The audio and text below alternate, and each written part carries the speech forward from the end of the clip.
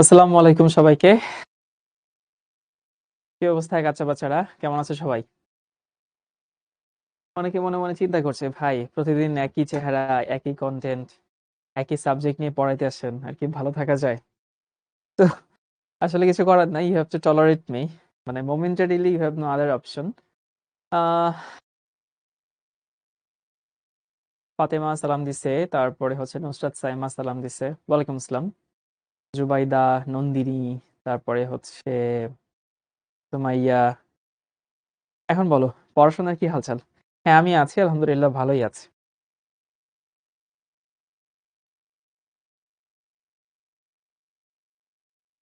তো আমরা গত ক্লাসে কেমিক্যাল চেঞ্জ, রাসায়নিক পরিবর্তন, আমাদের গত সেশন 2 নম্বর ছিল। আজকে আমরা থার্ড সেশনে হচ্ছে চলে আসছি, এবং আমি একটু যেটা করি বরাবর প্রতি ক্লাসে, আমরা লাস্ট সেশনটা সংক্ষেপে রিভিউ করে দিই। So let's see what we have learned from the previous class. কিন্তু কোথায় সেটা? এখানেই হবে হয়তো।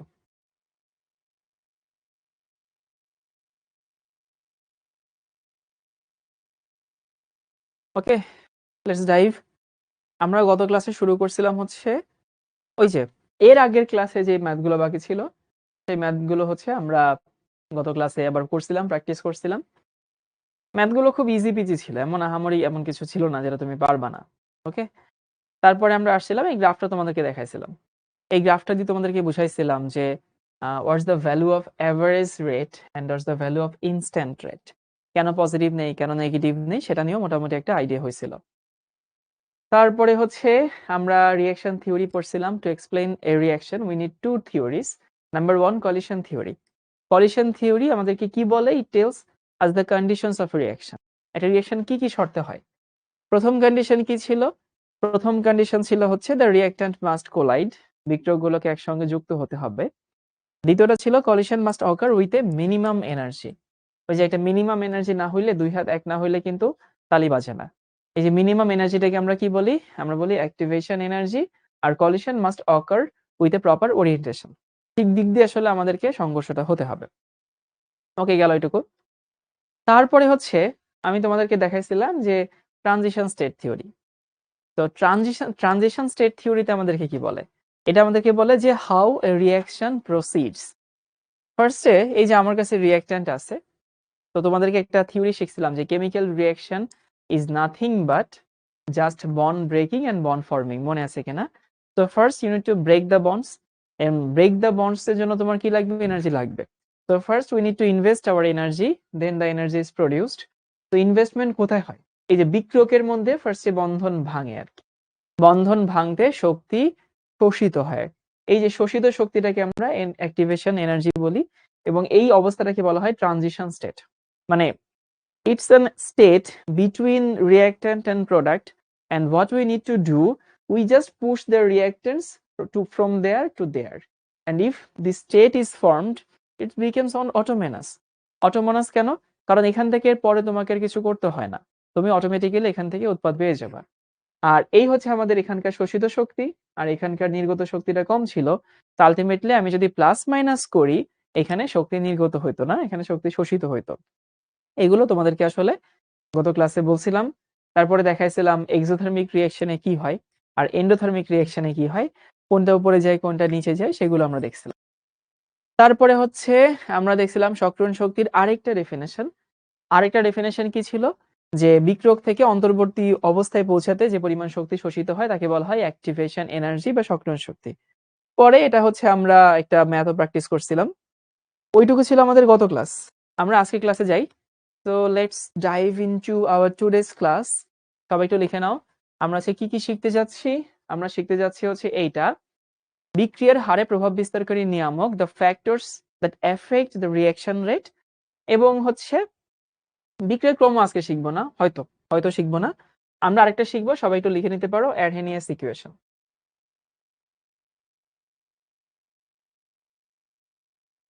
এটাকে কেউ আরহেনিয়াস বলে, কেউ অ্যারহেনিয়াস বলে। অ্যারহেনিয়াস রিঅ্যাকশন, অ্যারহেনিয়াস সমীকরণ।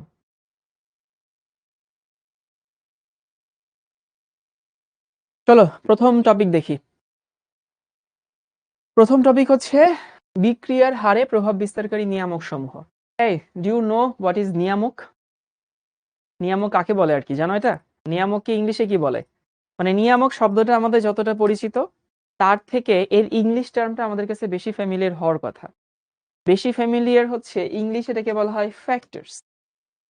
জানো কি না যে ফ্যাক্টরস মানে কি? ফ্যাক্টরস মানে হচ্ছে তুমি কোন একটা কাজ করতে যাবে, এখন সেই কাজটা তুমি ভালো করতে পারবা না খারাপ হবে, সেটা আমরা কিছু জিনিস দিয়ে মাপি না? যে এইটা হলে ওটা হবে, ওটা হলে এটা হবে, এরকম কিছু জিনিস তো দেখি। যে জিনিসগুলো দেখি ওইগুলো হচ্ছে ফ্যাক্টর, মানে এইগুলা দিয়ে আসলে পুরো ব্যাপারটা প্রভাবিত হয়। তো বিক্রিয়ার হারে প্রভাব বিস্তারকারী নিয়ামক factors that effect the reaction rate কি কি? বিক্রিয়কের পৃষ্ঠতলের ক্ষেত্রফল, মানে বিক্রিয়কের সারফেস এরিয়া, তাপমাত্রা, ঘনমাত্রা, প্রভাবক। আমরা আসলে তিনটা পড়বো, বুঝছো? এই তিনটা নাই, চারটা পড়বো।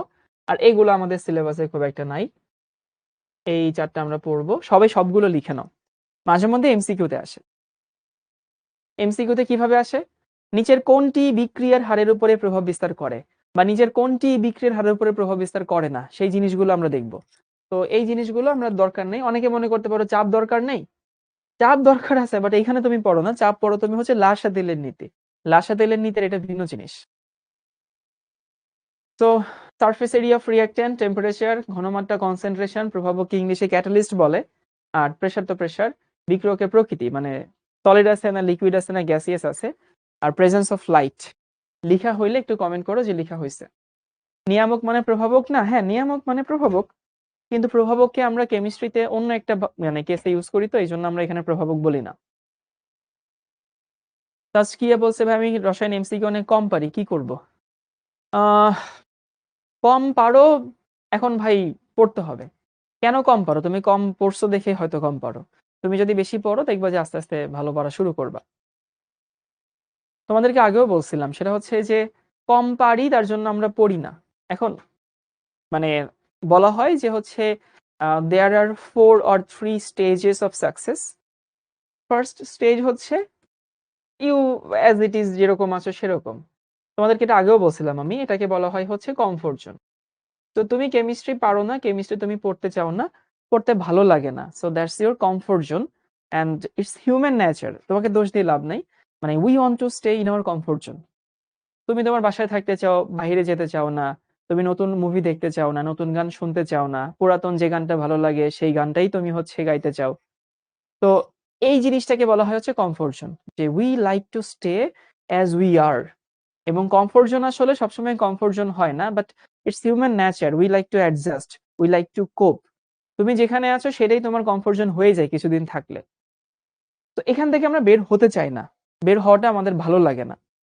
কিন্তু এর বাইরে একটা জোন আছে, সেই জোনটাকে বলা হয় ফিয়ার জোন। ফিয়ার জোন কোনটা? ওই যে কেমিস্ট্রি ভালো লাগে না, পড়তে গেলে তো ভালো লাগবে না, মাথার উপর দিয়ে যাবে, একদমই ভালো লাগতেছে না। এই যে কমফোর্ট জোন থেকে বের হতে চাচ্ছ না, কেন বের হতে চাচ্ছ না? Just just just outside the comfort zone that is fear zone. আমরা এখানে যেতেই চাই না। But ever ever just any how তুমি যদি এটাকে হচ্ছে ওভারকাম করতে পারো, তুমি ফিয়ার জোনে আসলে। ফিয়ার জোনটাকে যদি কোনো মতে ওভারকাম করতে পারো, দেন তুমি যাবে হচ্ছে লার্নিং জোন। এখানে অনেক কিছু শিখবা, ভুল হবে, আবার অনেক কিছু শিখবা, অনেক কিছু জানবা। এবং লার্নিং জোনের বাহিরে হচ্ছে গ্রোথ জোন। এখানে তোমার গ্রোথ হবে। গ্রোথ হবে মানে হচ্ছে তুমি কেমিস্ট্রি পারছিলে না পারবা, তুমি ম্যাথ পারছিলে না পারবা। So that's how our growth happens. It doesn't come automatically. তো মাথায় রাখবা, এখান থেকে অন্তত এই কমফোর্ট জোন থেকে বের হতে হবে। কেমিস্ট্রি হোক, ফিজিক্স হোক, ম্যাথ হোক, হোয়াট এভার, তুমি সাঁতার পারো না কারণ তোমার পানিতে নামতে ভয় লাগে। তো you have fear for the fear zone. এটা তুমি যদি সার্কেলটা ফলো করো দেখবা যে আস্তে আস্তে আস্তে আস্তে ঠিক হয়ে যাবে। আর হিউম্যান নেচার হচ্ছে আমরা একদিনে সব গেইন করতে চাই, আমরা কাজ করলে ফিডব্যাক পেতে চাই, এভাবে করলেও তো হবে না। মানে everything takes time, everything takes patience. তো ইন্টিগ্রিটি ধরে রাখো, কাজ চালাই যাও, দেখবে একটা সময় নিজের পরিবর্তনটা আসলে বুঝতে পারছো। ভাই প্র্যাকটিস বুক থেকে প্র্যাকটিস করলে কলেজের এক্সামের জন্য হবে? হ্যাঁ হবে। তো ঠিক আছে, সবাই একটু লিখে নাও বিক্রিয়কের পৃষ্ঠতলের ক্ষেত্রফল। আচ্ছা, তোমাদেরকে আমি একটু আগে বেসিকটা বুঝে আসি, সারফেস এরিয়া জিনিসটা কি। তোমরা অনেকে এটাই বুঝো না, যে what is surface area. Surface area. Surface area মানে area of surface. Area of surface মানে হচ্ছে এই যে দেখো আমার হাতে একটা টিস্যু বক্স আছে, এই টিস্যু বক্সের সারফেস এরিয়া কি? টিস্যু বক্সের সারফেস এরিয়া হইতেছে এই যে টিস্যু বক্সটা, ধরো এই তল, এখানে একটা ক্ষেত্রফল আছে না, আবার এই যে নিচে একটা ক্ষেত্রফল আছে, এখানে একটা ক্ষেত্রফল আছে, এখানে একটা ক্ষেত্রফল আছে, এখানে একটা ক্ষেত্রফল আছে, এখানে একটা ক্ষেত্রফল আছে। তাহমিদ ইসলাম বলছে এবার প্র্যাকটিস করা হয় নাই, কি করব? প্র্যাকটিস করা হয় নাই, প্র্যাকটিস করবা। খুব সিম্পল আনসার। অন্য কোনো ম্যাজিক এখানে সাউন্ড ভ্যাট থলিতে নাই যে সেই ম্যাজিকটা তোমাকে বলে দিবে সেই ম্যাজিকটা করলেই প্র্যাকটিসের অল্টারনেটিভ কিছু হবে। That's no alternative of practice. আমি সবসময় বলি প্র্যাকটিস প্র্যাকটিস প্র্যাকটিস, এটা হচ্ছে সাফল্যের কি বলে তোমার হচ্ছে মূল মন্ত্র আর কি। তো যেটা হচ্ছে, তো সারফেস এরিয়া মানে হচ্ছে কোনো বস্তুর সারফেসে যে এরিয়া, সেই এরিয়াটাকে আমরা কি বলি? সারফেস এরিয়া বলি। আচ্ছা ভালো কথা, তোমরা কি জানো যে হচ্ছে কোনো বস্তুকে, যেমন আমার হাতের সারফেস এরিয়া বলতে কি বোঝায়? আমার হাতের সারফেস এরিয়া বলতে বুঝছে এই যে আমার হাতের তালুর যে হচ্ছে এই যে এটা হচ্ছে আমার হাতের সারফেস এরিয়া, এই পাশ অথবা হচ্ছে এই পাশ এগুলা। কোনো জিনিসকে যদি ভাঙা হয় তোমার কাছে কি মনে হয়? Does the surface area increase or decrease? মানে what will happen?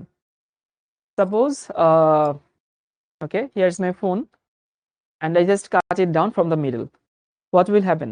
Surface area বাড়বে না কমবে? যদি আমি কোনো কিছুকে মাঝখানে হচ্ছে ভাঙি আর কি। তো যদি কোনো কিছুকে মাঝখানে ভাঙা হয়, কেটে ফেলা হয়, যারা বলছো কমে, তোমাদের ধারণা ঠিক না, সারফেস এরিয়া বাড়ে।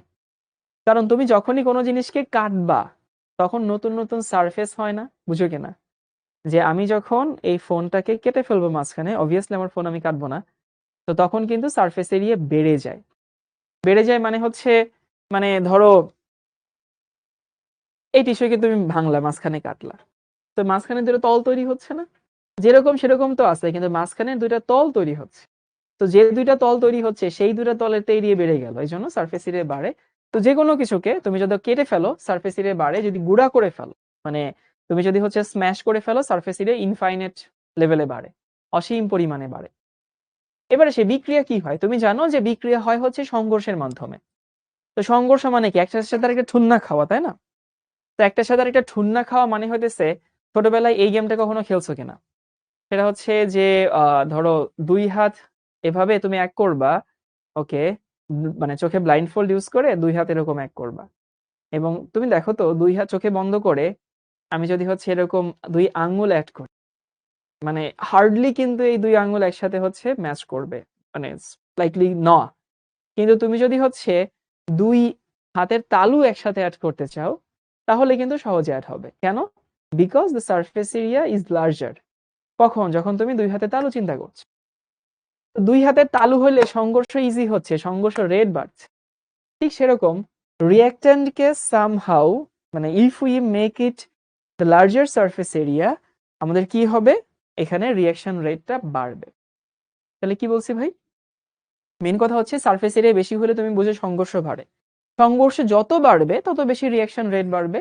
এখন আমার কাছে দুইটা রিঅ্যাকশন আছে, একটা হচ্ছে জিঙ্ক দণ্ড, জিঙ্ক রড, একটা হচ্ছে জিঙ্ক গুঁড়া। জিঙ্ক গুঁড়া মানে হচ্ছে জিঙ্কের পাউডার।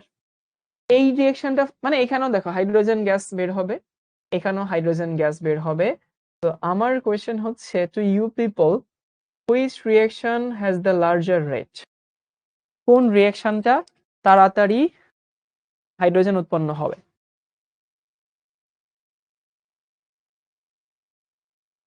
প্রশ্ন হচ্ছে, সেটা হচ্ছে কোনটা তাড়াতাড়ি অ্যাড হবে? উত্তর হচ্ছে এইটা, এই রিঅ্যাকশনটা বেশি ফাস্ট হবে। কারণ কি? তোমাদের এতক্ষণ ধরে সবক দিলাম কোন জিনিসকে গুঁড়া করলে সারফেস এরিয়া বাড়ে, নিচেরটা। তো কোন জিনিসকে গুঁড়া করলে সারফেস এরিয়া বাড়ে, এখানে জিঙ্ক গুঁড়া আছে, জিঙ্ক গুঁড়া আছে দেখে সারফেস এরিয়া বেশি, অর্থাৎ নিচের রিঅ্যাকশনটায় সংঘর্ষ বেশি হবে। সংঘর্ষ বেশি হইলে রিঅ্যাকশন রেটও বাড়বে। যারা এক আনসার দিচ্ছ, আল্লাহ মালুম তোমাদের কি চিন্তা করে আনসার দিচ্ছ, আল্লাহ জানে আর তুমি জানো। যাই হোক, আমরা পরের স্লাইডে আসি। এইখানে আরেকটা রিঅ্যাকশন আছে, আরেকটা প্রশ্ন আর কি। এই প্রশ্নটা তোমাদেরকে আমি বুঝাই দেই। এই গ্রাফে হচ্ছে কিছু ওই যে ফন্ট মেলেনি দেখে লেখা ভেঙে গেছে, আমি বুঝাই দিচ্ছি। ধরো এ একটা রিঅ্যাক্ট্যান্ট এবং এ রিঅ্যাক্ট্যান্ট থেকে ধরো কার্বন ডাইঅক্সাইড উৎপন্ন হয়, বি আরেকটা রিঅ্যাক্ট্যান্ট, সেখান থেকেও কার্বন ডাইঅক্সাইড উৎপন্ন হয়, সি থেকেও কার্বন ডাইঅক্সাইড উৎপন্ন হয়। হতে পারে না ক্যালসিয়াম কার্বনেট, ম্যাগনেসিয়াম কার্বনেট, মানে any carbonate, if you heated up any carbonate তো it will produce carbon dioxide. তিনটা থেকেই কার্বন ডাইঅক্সাইড তৈরি হচ্ছে। তাহলে এ, বি এবং সি এগুলো কি? এগুলো হচ্ছে আমাদের রিঅ্যাক্ট্যান্ট। এবং সেই কার্বন ডাইঅক্সাইড যে উৎপন্ন হয়, মানে উৎপন্ন কার্বন ডাইঅক্সাইড, সেইটা আমাদের হইতেছে ওর ভলিউম, যেটা আর কি, যে ভি অফ কার্বন ডাইঅক্সাইড, সেটা আমাদেরকে এখানে দেওয়া আছে, আর এটা আমাদের টাইম দেওয়া আছে, বুঝছো? এভাবে সবাই একটু গ্রাফটা লিখে নাও, এঁকে নাও, তারপরে হচ্ছে দেখো প্রশ্নে কি চাইছে, আমরা একটু সলভ করবো।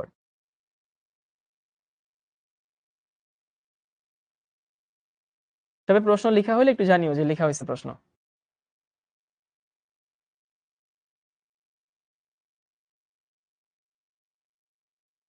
একজন জিজ্ঞেস করছে আগে কয়েকটা স্লাইড গেছে, একটু বলেন। এই প্রথম কথা হচ্ছে, ওটা হচ্ছে স্লাইড, SLIDE, স্লাইড। তুমি যেটা লিখছো সেটা স্লাইড, আর এটা এক না।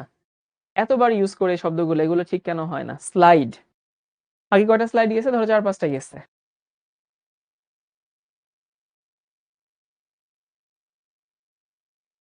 ওকে, আমরা একটু প্রশ্নটা বোঝার চেষ্টা করি, মানে লেটস আন্ডারস্ট্যান্ড দ্য কোয়েশ্চেন। প্রশ্নে কি বলছে? এ, বি, সি তিনটা রিঅ্যাক্ট্যান্ট। এই তিনটা রিঅ্যাক্ট্যান্ট থেকে আমি কি পাচ্ছি? আমি পাচ্ছি হচ্ছে carbon dioxide, carbon dioxide, carbon dioxide. এবং সেই ভলিউম অফ কার্বন ডাইঅক্সাইড, মানে যে পরিমাণ কার্বন ডাইঅক্সাইড তৈরি হচ্ছে, so this is A graph. কি কি ইন্ডিকেট করে? কার্বন ডাইঅক্সাইডের ভলিউম আর টাইম, এইটার রেসপেক্টে হচ্ছে আমাদের ইয়াটা হয়। ওকে, ভালো কথা। এখন আমার কথা হচ্ছে যে এ থেকে কার্বন ডাইঅক্সাইড হয়, বি থেকে হয়, সি থেকে হয়, এই তিনটা থেকে কার্বন ডাইঅক্সাইড তৈরি হয়। এই তিনটা থেকে কার্বন ডাইঅক্সাইড তৈরি হলেও দেখো তো, এ থেকে যে কার্বন ডাইঅক্সাইড তৈরি হয় সেটা হচ্ছে এভাবে যায়, বি থেকে এভাবে যায়, সি থেকে এভাবে যায়। দ্য কোয়েশ্চেন হচ্ছে a, b and c, amongst them which has the larger surface area. তাহলে ভাই যেখান থেকে কার্বন ডাইঅক্সাইড তাড়াতাড়ি তৈরি হচ্ছে, যেখান থেকে কার্বন ডাইঅক্সাইড ফাস্ট তৈরি হচ্ছে, সেইটাই তো আসলে হচ্ছে বেশি বেশি তৈরি হয়। তার মানে কোনটা থেকে কার্বন ডাইঅক্সাইড তাড়াতাড়ি তৈরি হচ্ছে? আনসার হচ্ছে এ। তো সবাই কি বুঝতে পারছো যে এ থেকে কার্বন ডাইঅক্সাইড বেশি তাড়াতাড়ি তৈরি হচ্ছে? কেন ভাইয়া? কারণ দেখো সময়ের সাথে সাথে গ্রাফটা কি অনেক বেশি খাড়া না? তাহলে এখানে খুব বেশি দেরি হয় নাই, অল্প সময় বেশি বেশি কার্বন ডাইঅক্সাইড তৈরি হয়েছে, just because A has the larger surface area. কারণ সারফেস এরিয়া বেশি হলে কলিশন রেট বাড়ে, কলিশন রেট বাড়লে রিঅ্যাকশন রেট বাড়ে, রিঅ্যাকশন রেট বাড়লে অল্প সময় বেশি বেশি উৎপাদ তৈরি হয়। তো as simple as it is. আমাদের তাহলে সারফেস এরিয়ার ব্যাপারটা শেষ। আমি তোমাদেরকে এটা পড়ানো হয়ে গেছে, পুরো ব্যাপারটা রিভিউ করে দেই। সেটা হচ্ছে rate limiting factors. Rate limiting factors হচ্ছে এইটা, যে the factors those effect the rate of reaction. তার মধ্যে ফার্স্ট হচ্ছে রিঅ্যাকট্যান্টের সারফেস এরিয়া, এবং larger the surface area the greater the collision rate, এবং রিঅ্যাকশন রেটও কি হবে? বাড়বে। তারপরে আমরা দেখলাম যে কোনো একটা রিঅ্যাকশনে তুমি যদি হচ্ছে পাউডার ইউজ করো, কোনো জিনিসকে ভাঙলে সারফেস এরিয়া বাড়ে। যদি তুমি স্ম্যাশ করে পাউডার বানাই দাও তাহলে সারফেস এরিয়া অসীম পরিমাণে বাড়ে। এই জন্য যে কোনো জিনিসকে আমরা গুঁড়া নেই। তোমরা খেয়াল করছো না যে হচ্ছে আমরা যখন হেবার প্রণালীতে অ্যামোনিয়া তৈরি করতাম, তখন আমরা প্রভাবক হিসেবে কি নিতাম বলো তো? প্রশ্ন হচ্ছে আমরা যখন হেবার প্রণালীতে অ্যামোনিয়া তৈরি করতাম, তখন প্রভাবক কি ছিল? ক্যাটালিস্ট কি ছিল? আয়রন চূর্ণ না? মানে আছে। তো প্রশ্ন আসতে পারে ভাই তুমি আয়রন চূর্ণ কেন নিতা? Why not iron? না না, শুধু আয়রন লিখলে আমি তোমাকে নাম্বার দিব না। শুধু আয়রন লিখলে আসলে আমি তোমাকে নাম্বার দিব না। আয়রন গুঁড়া নিতে হবে। কেন গুঁড়া নিতে হবে? কারণ ওইখানেও আসলে আমাদের লোহার সারফেস লাগে, এবং সারফেস নিতে হলে তোমাকে অবশ্যই লোহার গুঁড়া নিতে হবে। That's why we use the powder iron বা আয়রন পাউডার। তারপরে এখানে একটা প্রশ্ন সলভ করলাম, এবার লিখানো সবাই হচ্ছে তাপমাত্রা। আমরা 2 নাম্বারটা একটু নেই, এই যে এটা তাপমাত্রা।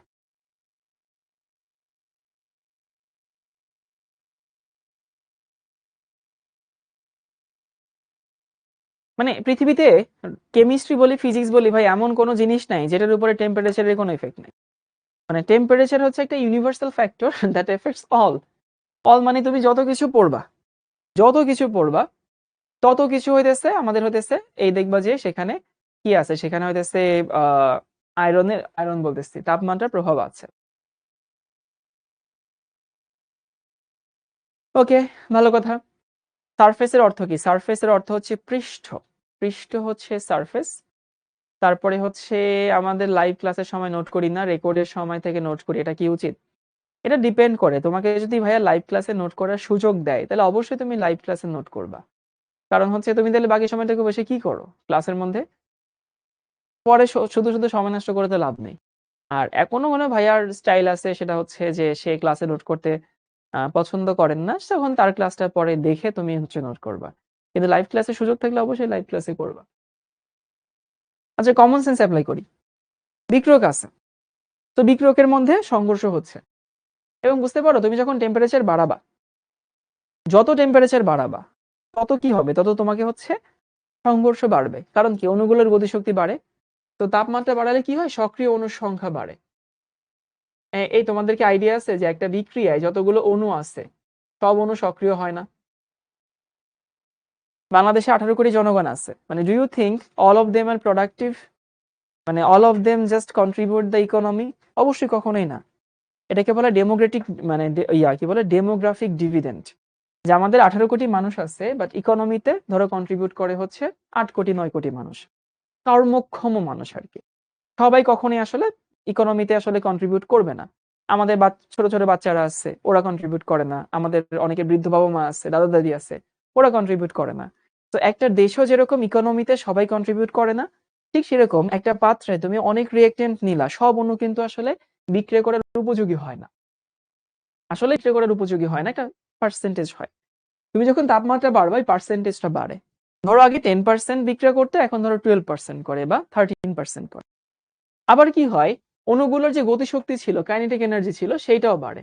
তো অণুর সংখ্যা বাড়ে মানে হতেছে কোয়ান্টিটি বাড়ছে, আবার গতিশক্তি বাড়ছে মানে কোয়ালিটি বাড়ছে। তো আলটিমেটলি দেখা যায় তাপমাত্রা বাড়ালে অণুগুলোর গতিশক্তি বাড়ে, সক্রিয় অণুর সংখ্যা বাড়ে, আলটিমেট রেজাল্ট হচ্ছে রেট বাড়ে। এটা হচ্ছে তাপমাত্রা বাড়ানোর শর্ত।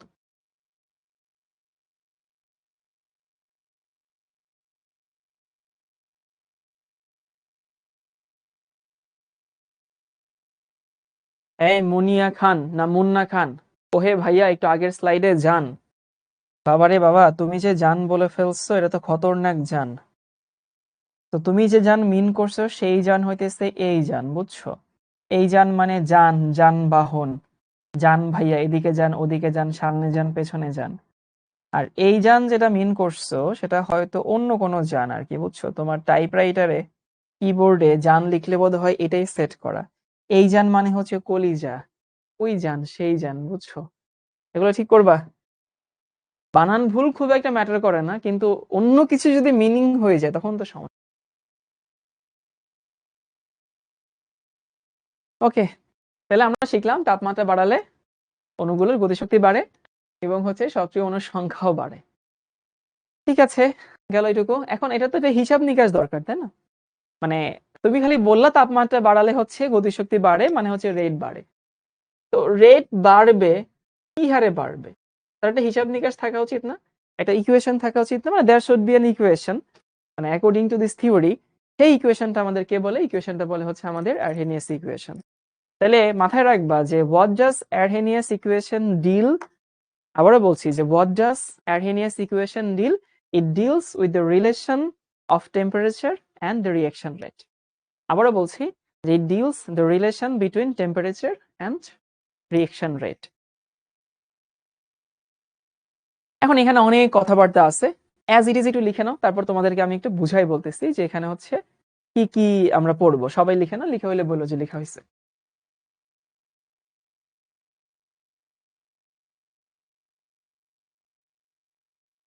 সায়েন্টিস্ট ড্রিমার, তাপ উৎপাদী বিক্রিয়া হলে তো উল্টা হার কমে। ভাই তুমি লাসা তেলের নীতির সাথে মিলাই ফেলছো। লাসা তেলের নীতি এক জিনিস, সেটা অন্য জিনিস। তোমরা খালি লাসা তেলের নীতি পড়ছো, কিন্তু লাসা তেলের নীতির মধ্যে যে অনেক কাহিনী আছে তোমরা এগুলো বুঝোও নাই, তোমাদেরকে বোঝানো হয়ও নাই। লাসা তেলের নীতির সাথে এর কোনো সম্পর্কই নাই। লাসা তেলের নীতি অ্যাপ্লাই করা হয় হচ্ছে তোমার উভমুখী অবস্থায়, সাম্যাবস্থা উভমুখী অবস্থায় পৌঁছানোর জন্য। আর আমরা একটা একমুখী রিয়েকশনের জন্য কথা বলতেছি, মিলাই ফেলো না আর কি, বুঝছো? Unlearning is an important part of learning, বুঝছো? আমরা সবসময় যেটা শিখি আমাদের আগের শেখার সাথে মেলানোর চেষ্টা করি, এটা হিউম্যান নেচার। তাহলে আমি তোমাদেরকে একটু প্রেক্ষাপটটা বলি, ব্যাকগ্রাউন্ডটা বলি। ব্যাকগ্রাউন্ডটা হচ্ছে আমরা কি শিখছি, আমরা শিখছি হচ্ছে rate controlling factors, the factors that effect the rate. এবং সেখানে আমাদের একটা হয়ে গেছে, সেটা হচ্ছে সারফেস এরিয়া শেষ। 2 নম্বরটা হচ্ছে আমাদের টেম্পারেচার। তো আমি দেখলাম টেম্পারেচার বাড়লে রিঅ্যাকশন রেট বাড়বে।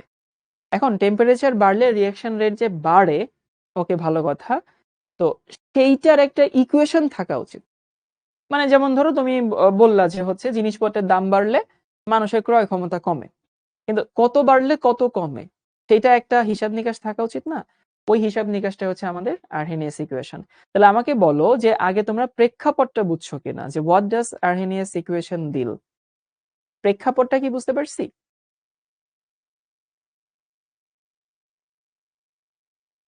হ্যাঁ হ্যাঁ, রাইট সাইডেটা তুলবা। লেফট সাইডে যে সিম্বল গুলো আছে ওইগুলো রাইট সাইডে আমাদের প্রত্যেকটা ব্যাখ্যা দেওয়া আছে, আমি ডিল করবো, সমস্যা নেই।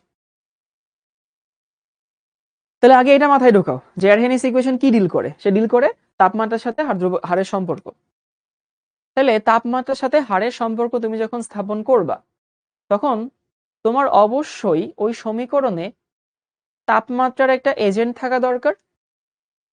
আর হচ্ছে তোমার কি বলে, তোমার হচ্ছে ওই রেটের একটা এজেন্ট থাকা দরকার। বুঝো কিনা? মানে তুমি সম্পর্ক স্থাপন করলা, তো ধরো একটা ছেলে আর একটা মেয়ের বিয়ে হবে। এখন বিয়ের স্থানে কি দরকার? বিয়ের স্থানে তো বর জামাইয়ের, মানে বর আর বউ, এই দুইজনের তো আসলে হচ্ছে আমাদের উপস্থিতি দরকার। এখন তাপমাত্রার জন্য একটা সিম্বল দেখো, এখানে টি আছে। টি কিন্তু ঠিকই আছে। মানে যেহেতু তুমি ইকুয়েশনে ডিল করবে টেম্পারেচার নিয়ে, তার মানে অবশ্যই তোমাকে টেম্পারেচার থাকতে হবে ইকুয়েশনে, না থাকলে তো আর হচ্ছে সম্পর্ক স্থাপিত হবে না। এখন প্রশ্ন আসতে পারে যে এই সমীকরণের কি কি আছে, চলো দেখি। প্রথমে দেখি কে হচ্ছে রেট কনস্ট্যান্ট। রেট কনস্ট্যান্ট নিয়ে একটু পরে কথা বলবো। তারপর এখানে এ হচ্ছে কি, এ হচ্ছে আর্হেনিয়াস কনস্ট্যান্ট। এটাকে আর্হেনিয়াস দিছিল দেখে হচ্ছে সে আর্হেনিয়াস কনস্ট্যান্ট আমাদেরকে বলে। তারপরে হচ্ছে পি আর হচ্ছে জেড। তো এই যে পি আমাদের এখানে কিছু বলা নাই, পি বলে এখানে কিছু নাই, জেড বলে এখানে কিছু বলা নাই, পরে দেখতেছে এগুলা। আর তো তোমরা জানো মোলার গ্যাস কনস্ট্যান্ট, ই এ তোমরা জানো অ্যাক্টিভেশন এনার্জি, টি হচ্ছে টেম্পারেচার। তার মানে আমার কথা হচ্ছে যে এইখানে কে আছে আমার কাছে, কে এর পরিচয় কি, রেট কনস্ট্যান্ট, একটু পরে বলতেছে এটা কি জিনিস। এ হচ্ছে আর্হেনিয়াস কনস্ট্যান্ট, এর আরেকটা নাম হচ্ছে প্রি এক্সপোনেনশিয়াল ফ্যাক্টর। তোমরা কি এক্সপোনেনশিয়াল ফ্যাক্টর বুঝো? এক্সপোনেনশিয়াল ফ্যাক্টর হচ্ছে এইটা, যে এক্সপোনেনশিয়াল মানে সূচকীয় ফাংশন। যেমন হচ্ছে ln x একটা এক্সপোনেনশিয়াল ফাংশন। ই এর একটা পরিচয় ছিল না, যে ই সমান হইতেছে 1 plus 1/1 factorial plus 1/2 factorial plus 1/3 factorial. এই যে এই টাইপের যে ফাংশন গুলো আছে বুঝছো, যেগুলো আসলে কখনো শেষ হয় না, এগুলোকে বলা হয় এক্সপোনেনশিয়াল ফাংশন। লগ হচ্ছে একটা এক্সপোনেনশিয়াল ফাংশন, ই হচ্ছে একটা এক্সপোনেনশিয়াল ফাংশন। তাহলে এইখানে যেহেতু ই একটা এক্সপোনেনশিয়াল ফ্যাক্টর, তাহলে এটা কি ই এর আগে বসছে না? দেখো এটা হচ্ছে ই এর আগে বসছে। আগে বসলে সেটাকে আমরা প্রি বলি, তাই না? প্রি পজিশন মানে নাউন প্রোনাউনের আগে বসবে।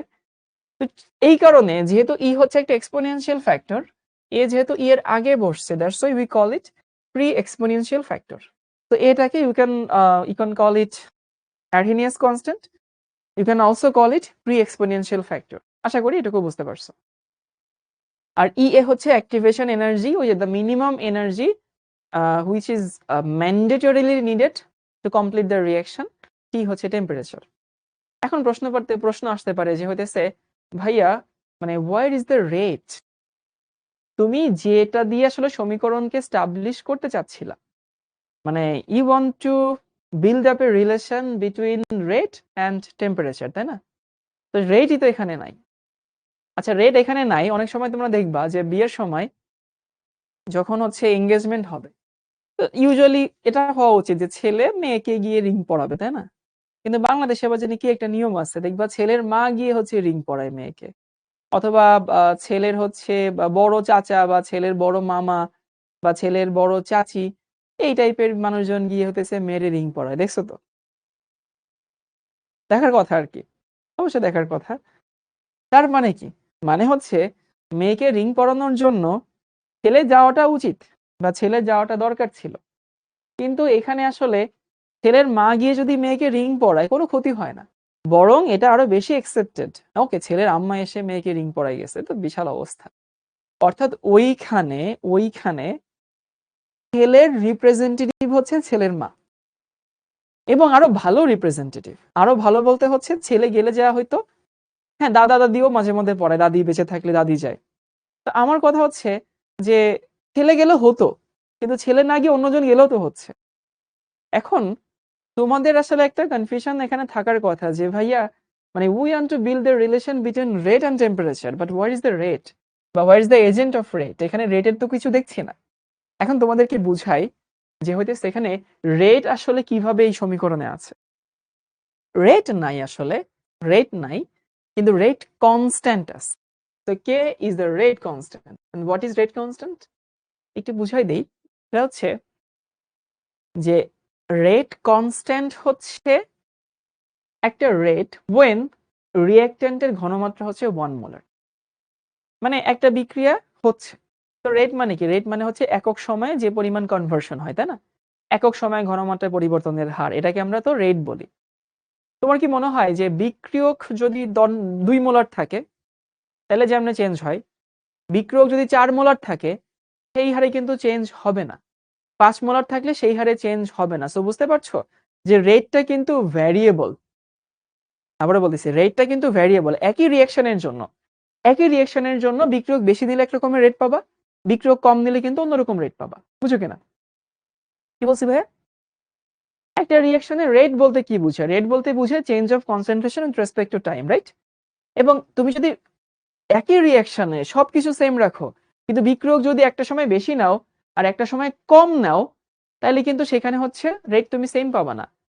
কিন্তু আমরা এটাকে আসলে স্পেসিফিক করে দিছি কি দিয়ে? Just using the term rate constant. Rate constant হচ্ছে এমন একটা রেট যখন বিক্রিয়কের ঘনমাত্রা 1 মোলার দিয়ে আমরা হিসাব করি।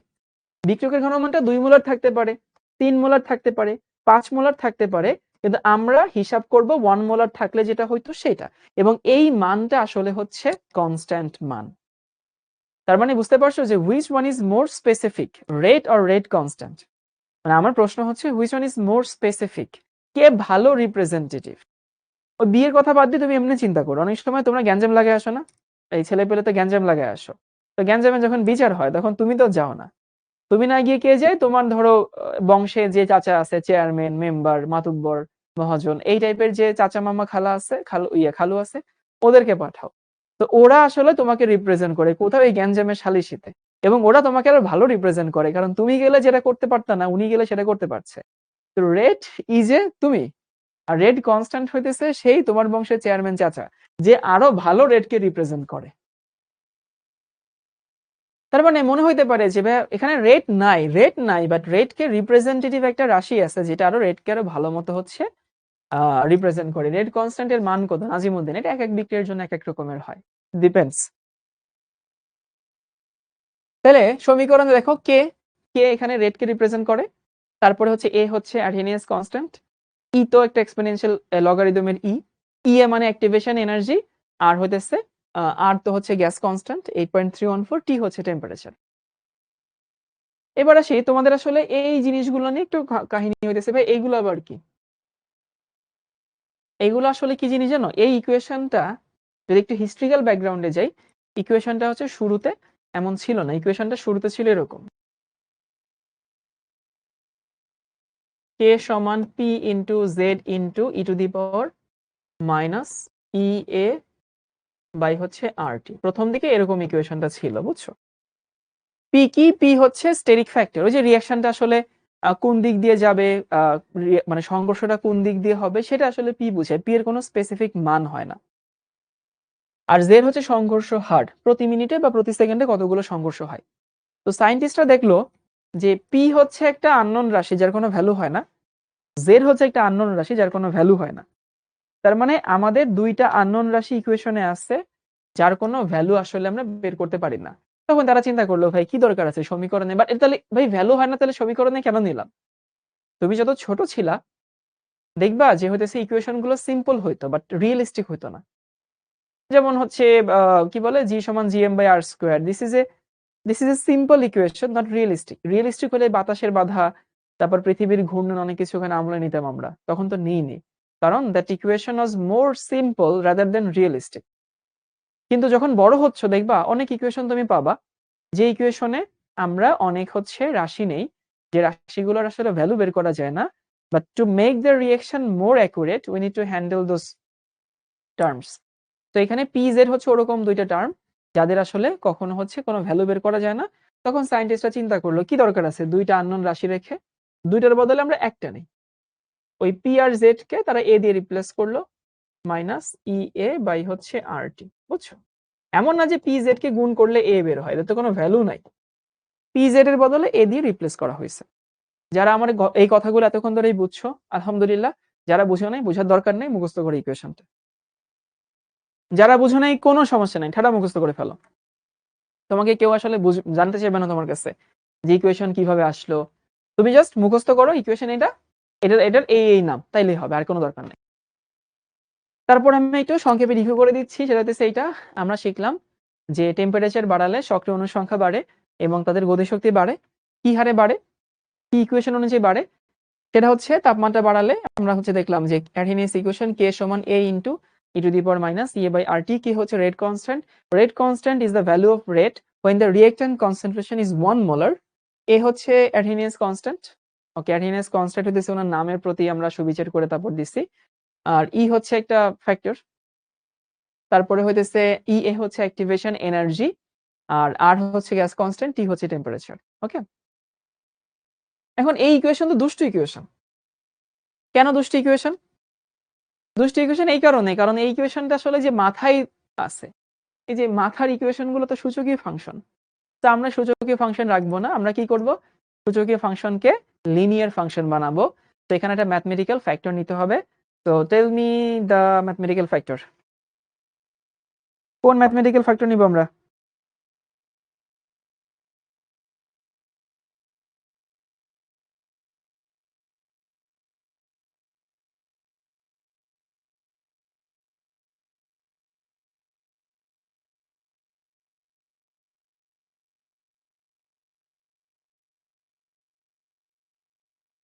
গুড, এলএন নি। তাহলে তুমি একটা কাজ করো, এই দুষ্ট ফাংশনকে ভদ্র ফাংশন বানাইতে গেলে দুই পাশে এলএন নাও। এলএন কে সমান LN A into e to the power minus EA by RT। এটা গুণ আকারে আছে, যদি আমি আলাদা করে দেই তাহলে কি হবে, যোগ হবে। তাহলে আলটিমেটলি দাঁড়ায় এইটা, ln k সমান ln a plus ln e to the power minus EA by RT। ওটাকে আগে আনা যায়, তাহলে আলটিমেটলি থাকে ln k সমান ln a। এই মাইনাসটা সহ যদি আগে নিয়ে এসে এখানে মাইনাস হয়, এখানে থাকে EA বাই RT। ওকে, যে বুঝছো বুঝছো, যে বুঝো না ইকুয়েশনটা মুখস্থ করবা, টানা টানা মুখস্থ।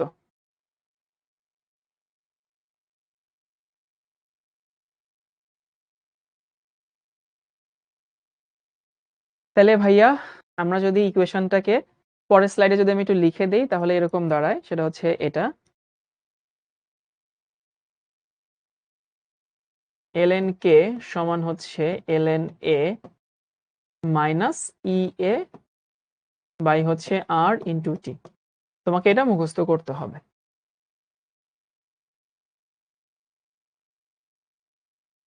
আবার কোন কোন বইতে এই সেম ইকুয়েশনটা ln না দিয়ে লগ দিয়ে করা আছে, বুঝছো? তুমি যদি এখানে লগ নিতে চাও তাহলে কি করতে হবে? তোমরা জানো কি না যে ln k এর জায়গায় আমি যদি এটা নিই 2.303 লগ কে, এটা একটা ম্যাথমেটিক্যাল সম্পর্ক। ম্যাথমেটিক্যাল সম্পর্ক হইতেছে এইটা, যে কোনো জায়গায় ln আছে সেইখানে যদি আমি লগ নিতে চাই তাহলে 2.303 দিয়ে গুণ করতে হয়। আচ্ছা, একজন জিজ্ঞেস করছে ln e কি? ln e এর মান 1। তারপর এখানে ওই 2.303 ইন্টু ln এর জায়গায় লগ নিব, এখানে লগ a মাইনাস এখানে থাকে EA বাই RT। তাহলে তুমি এখানে 2.303 দিয়ে ভাগ করো, তো যদি ভাগ করো তাহলে কি দাঁড়ায়, log k সমান log a minus EA by 2.303 r into T. এই হচ্ছে আরেকটা ইকুয়েশন একই টাইপের। ln k সমান ln a minus EA by rt, আর এখানে হইতেছে log a মাইনাস 2.303 rt, আর কোনো পার্থক্য নাই। মাইনাসের আগে ln কই আসলো, কই থেকে মাইনাসের আগে ln গেল কই? ln এর মান 1। এই বয়সে এসে ln এর মান 1 তোমাদের জানা উচিত না? জানা উচিত কো। এখন আর কোনো এক্সকিউজ দিবা না, গ্রামের স্কুলে পড়ছি, স্যাররা কিছু পড়াই নেই, জানি না, আমার বন্ধুরা এত ভালো পড়ে নাই। তো ওই এক্সকিউজ দেওয়ার সময় শেষ হয়ে গেছে। এখন তোমাকে সবার সাথে আগাইতে হবে। তোমাদের ওই মানে হানিমুন পিরিয়ড শেষ। তুমি এখন কলেজে হাফ ইয়ারলি পরীক্ষা দিয়ে ফেলছো, এখন আর কোনো এক্সকিউজ নাই যে ভাইয়া সায়েন্টিফিক ক্যালকুলেটরে ক্যালকুলেশন করতে পারি না। No excuse. করতে পারো না কারণ তুমি করতে শিখার আগ্রহ করো নাই। ভাইয়া ক্যালকুলেশনে স্লো, কেন স্লো? কারণ তুমি আসলে ক্যালকুলেশন করার চেষ্টা করো নাই। ভাইয়া আমার স্কুলে স্যাররা ভালো পড়াইতো না। নো নো, এখন আর কোনো এক্সকিউজ এগুলো চলবে না যে ভাইয়া এটা হয়নি ওটা হয়নি। ওই এক্সকিউজ দেওয়ার তোমাদের যে বেবি সিটিংটা ছিল ওটা শেষ হয়ে গেছে।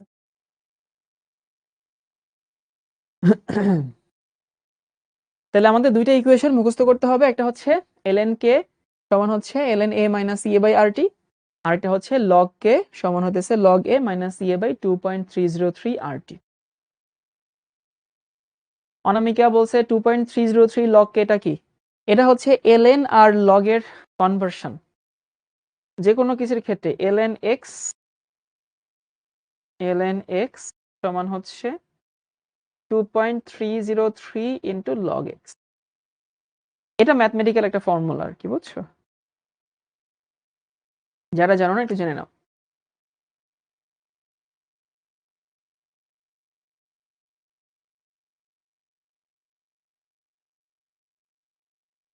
ওকে, এবার এটা গ্রাফ এঁকে নাও। এই যে এটা কার্টেসীয় গ্রাফ, আমি এই বরাবর নিব হইতেছে ln k, আর এই বরাবর নিলাম হইতেছে 1/t।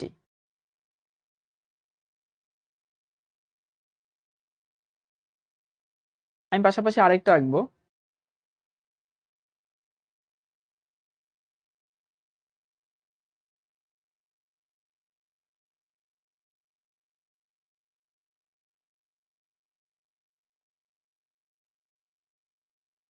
এখানে আমি একটা নিব হচ্ছে log k, আর এটা হচ্ছে 1/t। ওকে, এরকম পাশাপাশি দুটো গ্রাফ এঁকে নাও।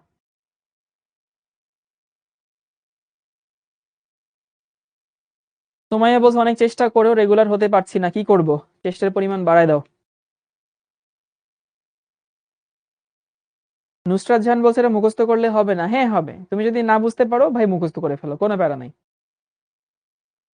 বুঝতে পারলে তো ভালো, ফিল করতে পারবা, মুখস্থ করলেও হবে, সমস্যা নেই পরীক্ষার জন্য।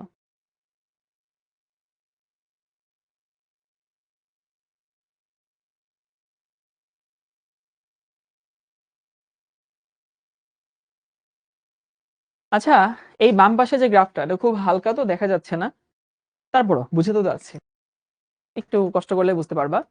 কি নিছি? আমি নিছি হইতেছে ln কে, আর এখানে 1/t। এই ধরে নিছি যে ln কে, আর এখানে হইতেছে 1/t। ওকে, ভালো কথা। এখন তাহলে আমরা হচ্ছে ডালিমচন্দ্র বর্মন বলছে প্রথম গ্রাফটা বোঝা যাচ্ছে না। বাবা, প্রথম গ্রাফে কি নাই? এই পাশে একটা দাগ আছে, বুঝছো, আর এই পাশে একটা দাগ আছে। দেখো তো এবার বোঝা যায় কিনা। ধরো যদি বোঝা নাও যায়, একটু আঁকা যাবে না? এই পাশে একটা দাগ, একদম 90 ডিগ্রি অ্যাঙ্গেলে এইরকম একটা দাগ, এইটুকু, আর কিছু নাই। দাঁড়াও এঁকেই দিই, যেহেতু তোমাদের অনেক কষ্ট হচ্ছে। এই যে এঁকে দিচ্ছে। তোমরা বাবা রে বাবা, এটা বোঝা যাচ্ছে না কিন্তু আমিও বুঝছি, কিন্তু আমি ভেবে নিয়েছিলাম যে তোমরা এটা বুঝবা যে এখানে ভাই দুটো তীর চিহ্ন আছে। এই যে দেখো, যাদের বুঝতে কষ্ট হচ্ছিল তারা একটু দেখে নাও, তাইলেই হবে। বুঝতে?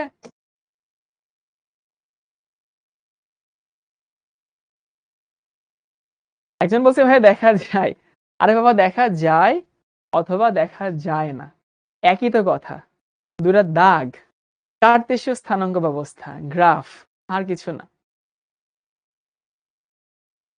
তো যেটা হোক, আমি তো প্যারামিটার দেখলাম ওই পাশে ln কে আর এই পাশে হইতেছে 1/t। এখন ln কে এবং 1/t আমি দুটো নিলাম। এখন আমার কাজ হচ্ছে যে আমি যে ইকুয়েশনটা জানাই সেই ইকুয়েশনটা থেকে এরকম একটা হচ্ছে ফরম্যাট নিয়ে আসবো আর কি। এখন ফরম্যাটটা কি, তুমি ইকুয়েশনটা কি জানো? ইকুয়েশন জানা হতেছে এইটা, ln কে সমান হচ্ছে ln a minus a/r into t। এটা একটু সাইজ করো, ln কে সমান minus a/r into 1/t plus ln a। দেখো তো কি করছে, আমি এইখানকার ln এটাকে এই পাশে নিচ্ছি আর এটাকে এই পাশে নিচ্ছি। কেন? আমি হচ্ছে আমার পরিচিত একটা ইকুয়েশনকে দিয়ে তারপর হচ্ছে বুঝাবো। এখন এইটাকে তুমি y অ্যাক্সিস বরাবর নিছো না? দেখো তো ln কে y অ্যাক্সিস বরাবর নিছো। 1/t কে তুমি কি নিছো? x অ্যাক্সিস বরাবর নিছো। আর এটা তো কনস্ট্যান্ট, বুঝতেই পারছো, c। আর এই পুরোটাকে আমি মনে মনে কি ধরতে পারি? m ধরতে পারি না? তাহলে বুঝো কাঁচা বাচারা, দ্য ইকুয়েশন খুবই খুবই খুবই পপুলার, খুবই ফ্যামিলিয়ার ইকুয়েশন, y সমান mx প্লাস c, যেখানে m এর মান, এই যে m এর মান হচ্ছে মাইনাস a/r। এটা হচ্ছে m এর ইকুয়েশন। তাহলে সরলরেখা সমীকরণ যার ঢালটা হচ্ছে নেগেটিভ আর কি, মাইনাস a/r। তো মাইনাস a/r মানে হইতেছে এরকম হবে। ঢালের মান হচ্ছে সোজা করে আঁকি, ঢালের মান হচ্ছে এরকম, m সমান হতেছে মাইনাস a/ হচ্ছে r। এ হচ্ছে অ্যাক্টিভেশন এনার্জি। এবং এখানে একটা মজার ব্যাপার আছে। মজার ব্যাপার হচ্ছে যে ভাইয়া অনেকে চিন্তা করে নেগেটিভ ঢাল কেমনে বুঝবো?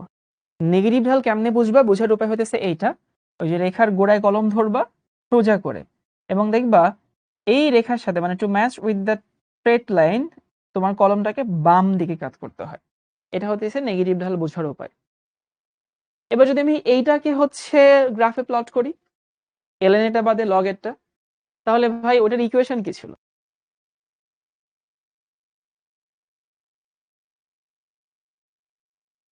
লগ এর ইকুয়েশন ছিল হইতেছে log a সমান হইতেছে log a minus ea by হচ্ছে 2.303 RT, এই তো? ওকে, তার মানে আলটিমেটলি কি দাঁড়ায়? আলটিমেটলি দাঁড়ায় হইতেছে log k সমান হইতেছে মাইনাস ea বাই r এর জায়গায় হবে হচ্ছে 2.303 r ইন্টু হচ্ছে 1/t প্লাস এখানে হচ্ছে log a। এবং দেখো ভাই যে এটাকে তুমি কি ধরছো? y না? এই পুরোটাকে আমি মাইনাস সহ কি ধরতে পারি? m into X plus C. মানে এটাও অ্যাকচুয়ালি y সমান mx plus C. The difference is the value of slope. এখানে স্লপ কি ছিল? মাইনাস ইএ বাই আর। আর এখানে স্লপটা কি? স্লপটা হইতেছে মাইনাস ইএ বাই হচ্ছে 2.303 আর। এই হচ্ছে পার্থক্য। গ্রাফটা দেখতে কিরকম হবে? খালি পার্থক্য হবে হইতেছে যে এইটা একটুখানি এরকম হবে, এটা বেশি খাড়া হবে, মাইনাস ইএ বাই হচ্ছে 2.303 ইন্টু হচ্ছে আর।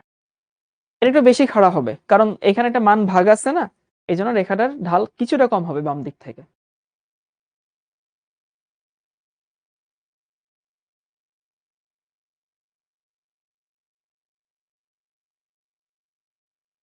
আচ্ছা, আমাকে সুবহানা বলছে সূত্রটা কি y সমান minus M X plus C হলো না? আমরা আসলে মাইনাসটা তোমার হচ্ছে ইসের মধ্যেই নিয়ে নিচ্ছি, ওই এম এর ইকুয়েশনের মধ্যেই নিয়ে নিচ্ছি, বুঝছো? একই কথা, minus M X plus C অথবা এম এর সূত্রটাই মধ্যে মাইনাস চলে গেছে, আলাদা তো কিছু না। ওকে, যদি ক্লিয়ার হয় তাহলে আমরা একটা ম্যাথ সলভ করি। এই মানটা একটু লিখে নাও, ম্যাথটা লিখে হইলে বলো।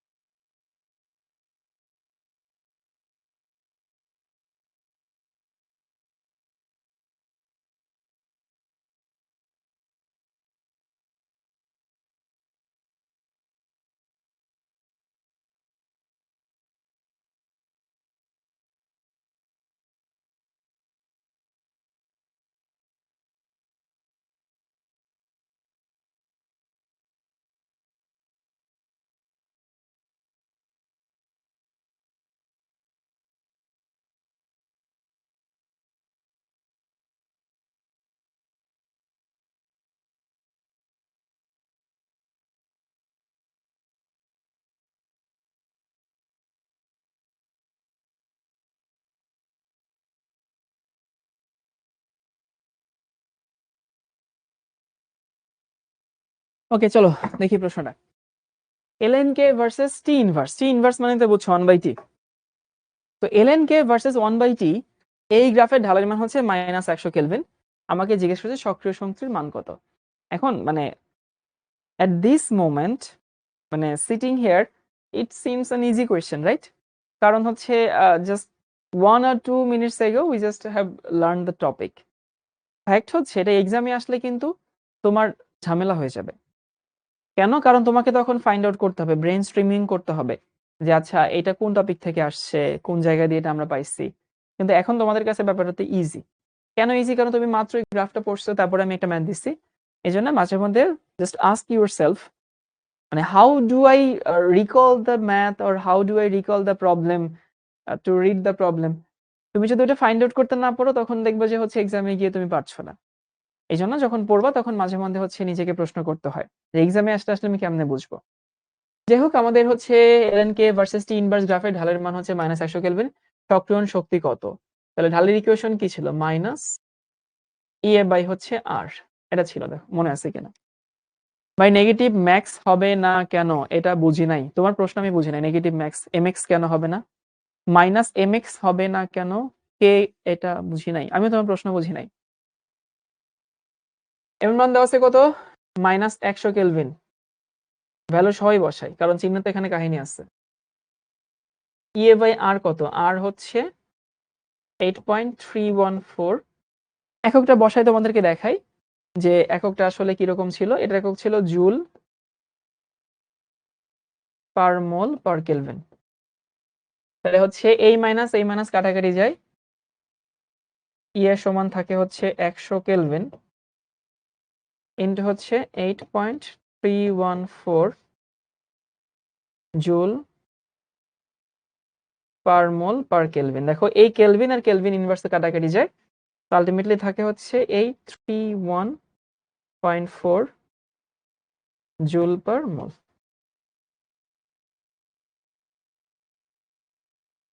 একদম ইজি পিজি প্রশ্ন না? এলএন অর লগ দুইটা সূত্র তাহলে জানতে হবে। হ্যাঁ, অবশ্যই দুটো সূত্র জানতে হবে। Is it F or E? E E E A activation energy, energy of activation. Second গ্রাফে ই নেগেটিভ এমএক্স না। তোমার প্রশ্ন নাজিমুদ্দিন এইভাবে প্রশ্ন করো না, প্রশ্ন বোঝা যায় না। তাহলে আমরা গেলাম, তারপর সবাই একটু লিখে নাও। দুটি ভিন্ন তাপমাত্রায় হার ধ্রুবক। মাহিয়া তাবাসসুম বলছে কখন কোনটা ইউজ করব? যখন তোমাকে যেটা হচ্ছে তোমাকে ইউজ করতে বলবে। যেমন এখানে এলএন দিয়ে তোমাকে চাইছে, তো এলএন দিয়ে তোমাকে যদি হবে তাহলে কি হইতেছে, আমাকে এলএন দিয়ে মানটা ইউজ করলাম। তোমাকে যদি এখানে লগ থাকতো লগ এটা ইউজ করতাম। শক্তির একক জুল হবে না, জুল পার মোল হবে আর কি, জুল হবে না।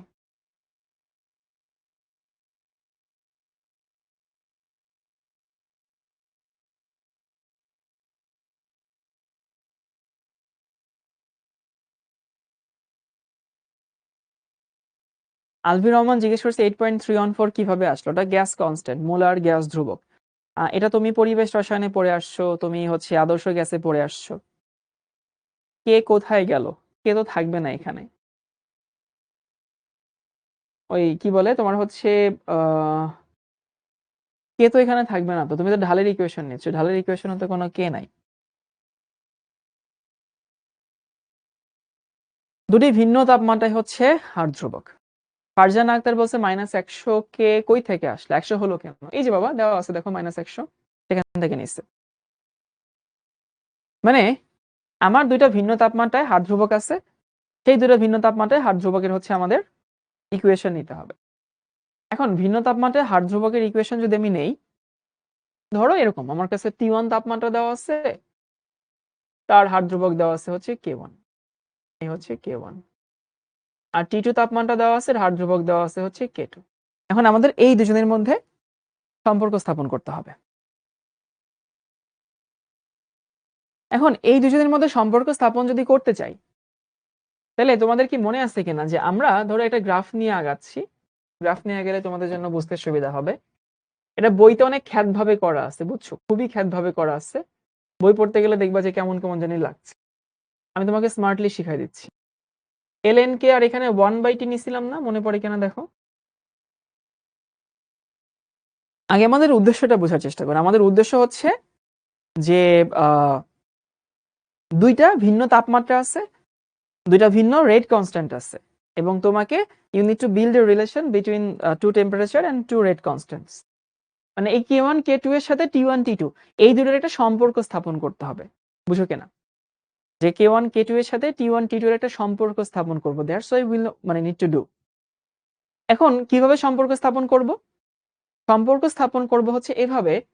তোমাদের বাচ্চাকালে একটা ইকুয়েশন মনে আছে কিনা, যে m সমান হইতেছে এইটা কোটিদ্বয়ের অন্তর বাই ভুজদ্বয়ের অন্তর, y1 minus y2 x1 minus x2। আশা করি মনে আছে, মনে থাকার কথা।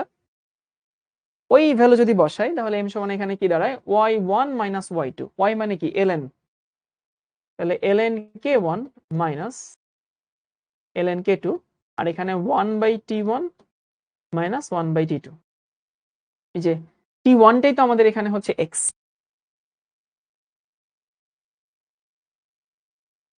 তাহলে আমরা যদি এখানে হচ্ছে ঢালের ভ্যালু বসাই, ঢাল সমান কি মাইনাস EA/r সমান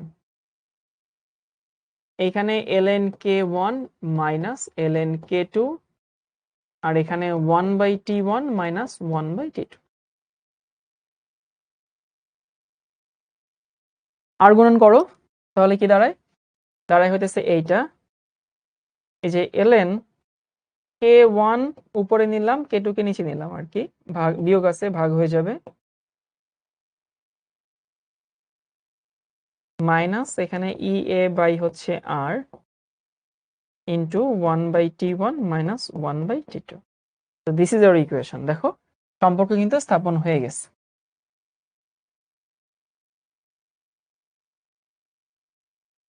তুলে নাও সবাই।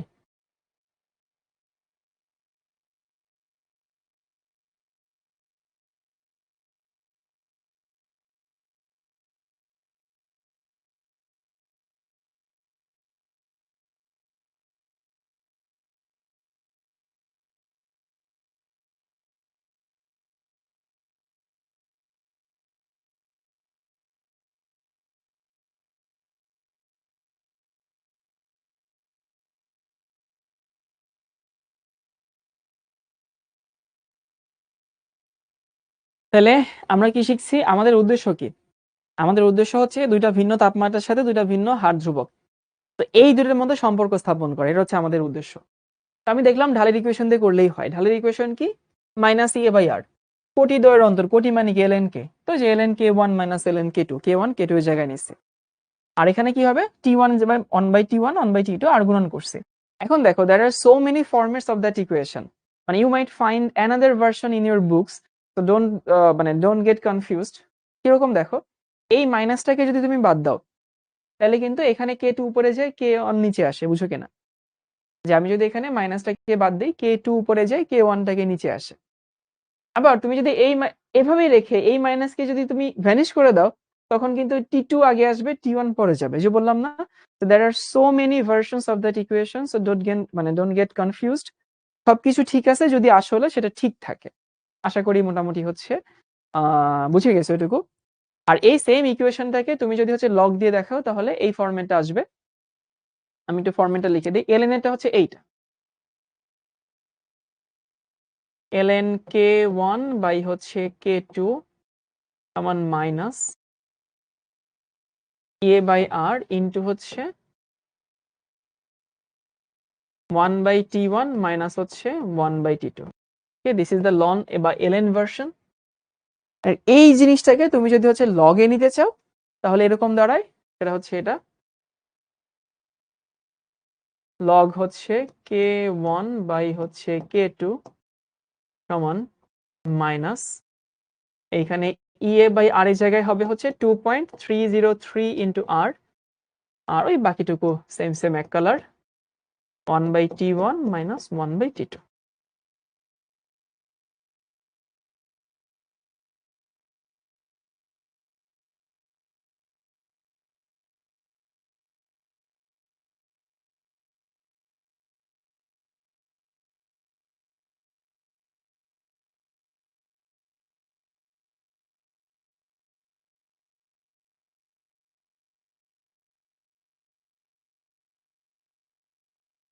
ওকে, এই ম্যাথটা একটু লিখে নাও।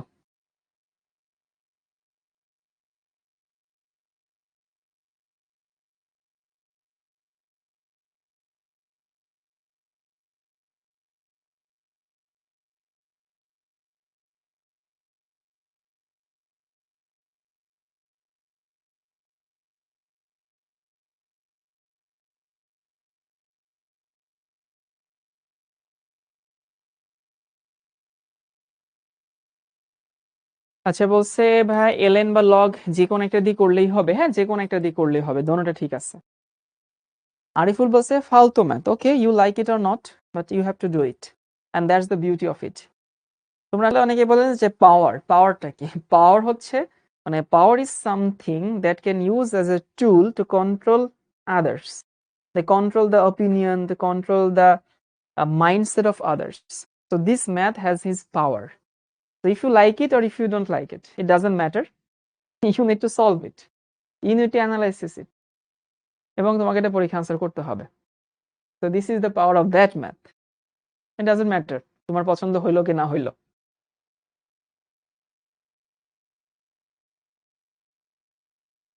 তবে আমার অভিজ্ঞতা বলে স্টুডেন্টরা এটা ভালো পছন্দ করে, স্টুডেন্টদের ভালো লাগে, এটা আমার অভিজ্ঞতা বলে। আমি যখন স্টুডেন্ট ছিলাম তখন আমারও ভালো লাগতো, এবং অ্যাজ এ টিচার আমি অবজার্ভ করছি স্টুডেন্টরা এটা ভালো পছন্দ করে, এই টপিকগুলোই পছন্দ করে। খুব বেশি মারপ্যাচ নাই, একেবারে স্ট্রেট ফরওয়ার্ড, ইকুয়েশন শিখলা সেই অনুযায়ী ম্যাথ করলা। আমরা একটু ম্যাথটা দেখি, সেটা হচ্ছে এটা। N2O5 এর বিয়োজন বিক্রিয়া সক্রিয় শক্তির মান দেওয়া আছে এত কিলোজুল পার মোল হলে 0°C এবং 25°C তাপমাত্রায় এই বিক্রিয়ার হার ধ্রুবকের অনুপাত কত? তাহলে একটা হচ্ছে 0°C, তার মানে কত কেলভিন? 273 কেলভিন। আমরা এটাকে আমাদের T1 ধরি। আর একটা হচ্ছে 25°, 25°C মানে হচ্ছে 298 কেলভিন, এটাকে আমরা আমাদের T2 ধরি।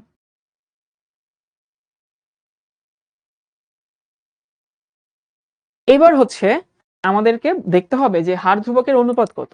অনুপাত কত মানে তোমাকে বের করতে হবে হচ্ছে এইটা K1 বাই হচ্ছে K2, এই রেশিওটা হচ্ছে কত, বুঝছো? এই হচ্ছে তোমার কাজ। তো চলো, let's solve this.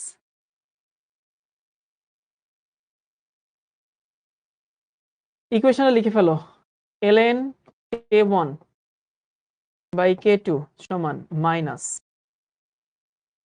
EA by R into 1 by T1 minus 1 by T2।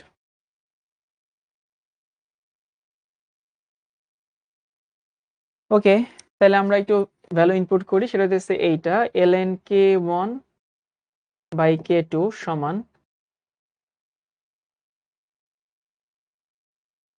okay, there's a tab set for you. Did you recognize? There's a tab, মানে আমাকে একটা ট্র্যাপ আছে, সেই ট্র্যাপটা কি তুমি রেকগনাইজ করতে পারছো? হ্যাঁ, অনেকের কাছে piece of cake, piece of hand, piece of tan মনে হইতেছে, but there's a trap. The trap is এই কিলোজুল। কিলোজুল কিন্তু নেওয়া যাবে না, জুলে নিতে হবে। 103.5 10 to the power 3 আর নিচে 8.314। ওকে, তো there is a trap, তো মাথায় রেখো। আর এখানে কি আছে? এখানে হইতেছে 1 বাই T1, 1 বাই T1 মানে হচ্ছে 1 বাই 273 মাইনাস এখানে 1 বাই হচ্ছে 298। এবার আমি একটু ক্যালকুলেশন করে দেখি এখানে কি থাকে।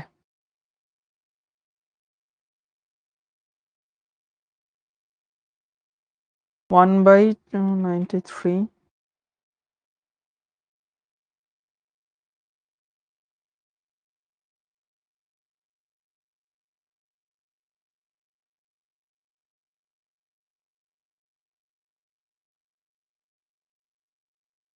তাহলে এখানে থাকে ln K1 বাই হচ্ছে K2 সমান থাকে হচ্ছে মাইনাস 3.11, এটা থাকে।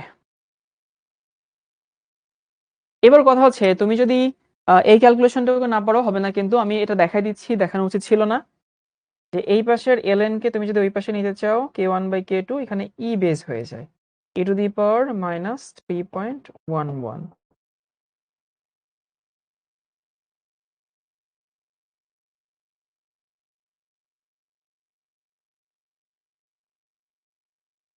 এখানে থাকে 0.044। এই হচ্ছে আমাদের আনসার।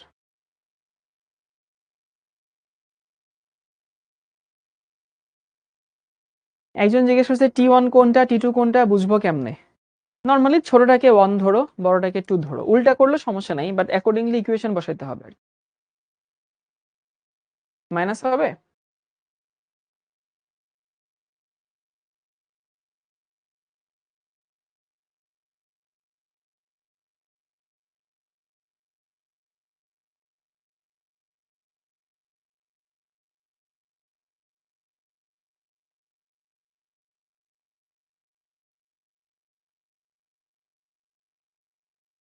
ও আচ্ছা, আমি এখানে 293 বসাইছি, 298 বসাইতে হবে।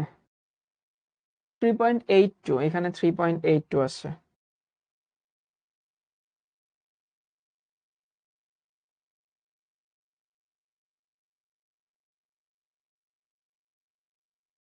এখানে থাকে হচ্ছে 0.02। হ্যাঁ,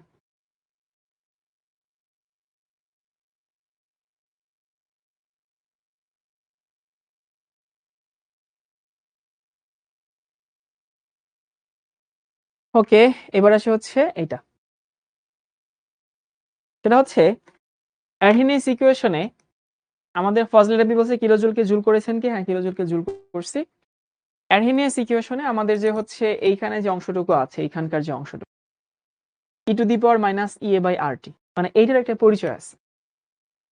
এই পরিচয়টা বহন করে যে মোট অণুর যত অংশ আমাদের সক্রিয় হয়েছে, যে বলছিলাম না যে একটা দেশের মানে total number of population is not the working population বা productive population, only fraction of it. ঠিক সেরকম একটা রিয়াকশন তুমি যখন করবা, একটা রিয়াকশন যখন হবে, তখন সমস্ত রিয়াক্টেন্ট কিন্তু not eligible for the convert, মানে সমস্ত বিক্রিয়কগুলো উৎপাদে পরিণত হওয়ার জন্য আসলে রেডি না। তো কত পার্সেন্টেজ রেডি, সেই পার্সেন্টেজ বলতে হচ্ছে আমরা e⁻ বোঝাই। বুঝতে পারছো? তাহলে e⁻ কি মিন করে? এটা মিন করে মোট অণুর যে ভগ্নাংশ সক্রিয় হয়েছে। ক্যালকুলেটরে কিভাবে বসাবো? দেখবা শিফট চেপে ডান পাশে হচ্ছে একটা সুইচ আছে এলএন এর উপরে, তারপরে দেখবা বসাবা। এগুলো নিজে ফাইন্ড আউট করবা। এমডি আলামিন ইসলাম।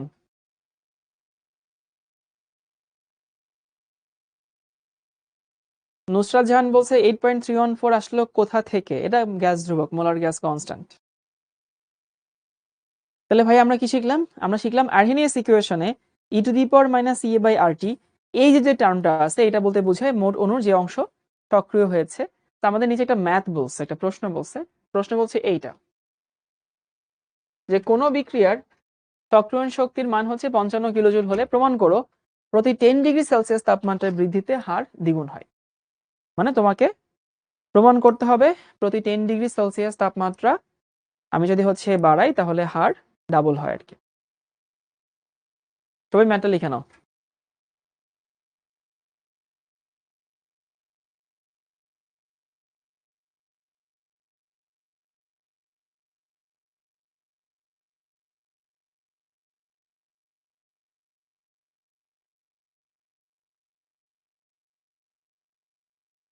সবার কি ম্যাথটা তোলা হয়েছে? ওকে। এই ম্যাথটা দুইটা ভাবে সলভ করা যায়। আমি তোমাদেরকে কয়েকটা তরিকা বলে দিচ্ছি। তরিকা নাম্বার 1 একটা হচ্ছে এরকম, যে একটা ধরলাম হচ্ছে আমরা 25 ডিগ্রি সেলসিয়াস, আর একটা ধরলাম হচ্ছে আমরা 35 ডিগ্রি সেলসিয়াস। তার মানে আমাদের T1 দাঁড়াইলে হইতেছে 298 কেলভিন, আর T2 দাঁড়াইলে হইতেছে 308 কেলভিন। এখন তোমাদের মধ্যে প্রশ্ন আসতে পারে যে কেন আমি 25-35 ধরলাম, কেন আমি হচ্ছে এর থেকে বড় বড় মান ধরলাম না, বা 0 মানে 10 ধরলাম না? এই প্রশ্ন আসতে পারে না যে হইতেছে 25-35 বা কেন? এটা একটা কনভেনশন যে রুম টেম্পারেচারটাকে ধরে নিচ্ছে, অন্য কিছু ধরলে যে হইতো না তা না, বাট এটা ধরা ভালো। এখানে ওই আর্গু করার দরকার নাই, কনভেনশন বলে একটা জিনিস আছে। এরপর আসি হচ্ছে যে আমাদেরকে বের করতে বলছে প্রতি 10 ডিগ্রি সেলসিয়াসের জন্য হার দ্বিগুণ হয়, এটা প্রমাণ করতে বলছে। তাহলে তুমি যদি এখানে ভাই এটা বের করতে পারো যে হইতেছে এই যে K1 মানে K2 বাই হইতেছে K1, সমান যদি 2 প্রমাণ করতে পারো তাহলে দেখো তো কাহিনী শেষ কিনা। সবাই কি বুঝবে যে এটা করলেই হয়ে যায়? যে আমি k2 বাই k1 এটাকে যদি দেখাইতে পারি যে 2 হইছে, তাহলে হার ধ্রুবকের অনুপাত 2 হইছে মানে হারের অনুপাতও 2 হইছে। তাহলে চলো যদি হচ্ছে আমি এটার ক্যালকুলেশন দেখাই।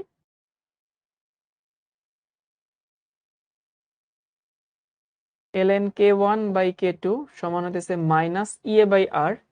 ই এর মান হচ্ছে 55 10 টু দি পাওয়ার 3, আর এর মান হচ্ছে 3.1416 ইন্টু 1 বাই হচ্ছে 298 মাইনাস 1 বাই হচ্ছে 308। এই মাইনাসটাকে আমি উঠাই দিব, উঠাই দিয়ে এখানে বানাবো হচ্ছে ln k2 বাই k1 এই মাইনাসের জন্য, কারণ আমার তো k2 বাই k1 বের করতে হবে। তো মানে এখানে থাকে হচ্ছে এইটা,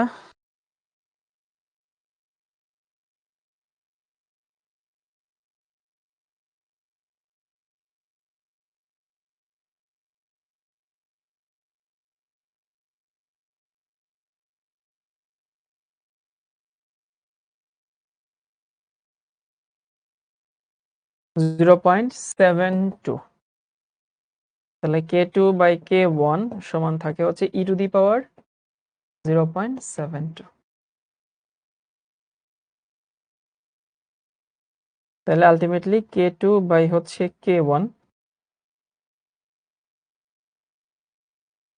নিয়ারলি 2 থাকে আর কি, বুঝছো? 2.05 আসে। এই যে প্রমাণ হয়ে গেল।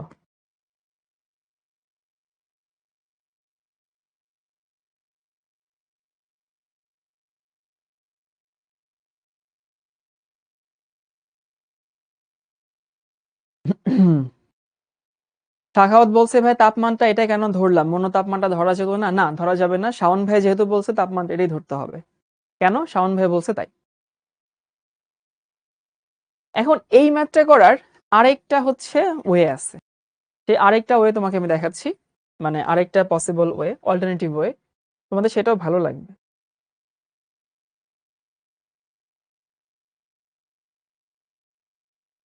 অল্টারনেটিভ মানে এই ম্যাথ সলভ করার।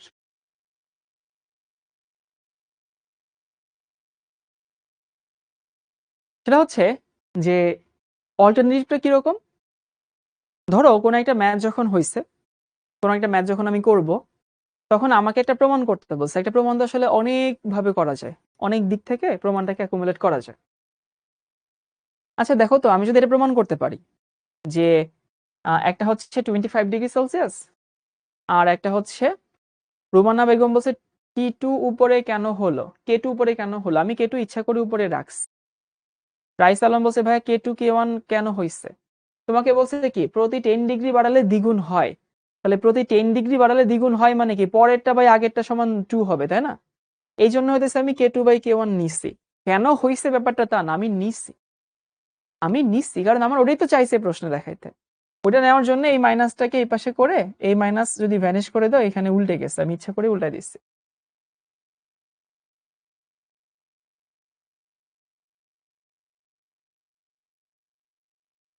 ওকে, তো যেটা আসলাম, আমি যদি দেখাইতে পারি 25°C যেহেতু অণু সক্রিয় হয়, মানে 25°C যতগুলো অণু সক্রিয় হয়, তুমি যদি 35 করো তাহলে সক্রিয় অণুর সংখ্যা ডাবল হয়ে গেছে, তাহলে তো প্রমাণ হয়ে যায়। তাহলে ওইটা একটু দেখানোর চেষ্টা করি। পরীক্ষায় যে কোনোটা করলেই হবে। একটা হচ্ছে 25°C।